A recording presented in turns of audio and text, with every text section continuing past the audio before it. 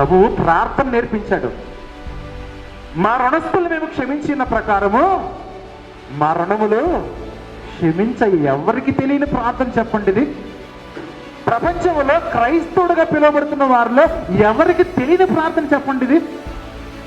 నీ భర్త నీ పట్ల ఎంత అన్యాయం చేశాడు, నువ్వు క్షమించలేకుండా బ్రతికేస్తున్నావు. నీ భార్య నీ పట్ల ఎంత అన్యాయం చేసింది, నువ్వు క్షమించలేకుండా బ్రతుకుతున్నావు. నీ తల్లిదండ్రులు నీకు ఎంత అన్యాయం చేశారు, నువ్వు క్షమించలేక బ్రతుకుతున్నావు. నీ పిల్లలు నీకు ఎంత అన్యాయం చేశారు, నువ్వు క్షమించలేక బ్రతుకుతున్నావు. నీ అత్తమామలు నీకు ఎంత అన్యాయం చేశారు, నువ్వు క్షమించలేక బ్రతుకుతున్నావు. యేసు ప్రభువు చేసిన అన్యాయం కంటే నువ్వు పొందుతున్న అన్యాయము, నువ్వు పొందుతున్న ఇబ్బందులు నీవే గొప్పవి, నీవే ఎక్కువ నువ్వు అనుకుంటున్నావా? మన రుణములు అంటే మన పాపములు క్షమించబడాలంటే మనము ఎదుటివారి పాపాలను క్షమించే పొజిషన్లోకి మనం రావాలి. అంతేగాని నేను క్షమించనండి, ఆడు నాకు ఎంత అన్యాయం చేశాడో నీకేం తెలుసు, అది నాకు ఎంత అన్యాయం చేసిందో నీకేం తెలుసు, నాకేం తెలియకపోవచ్చు.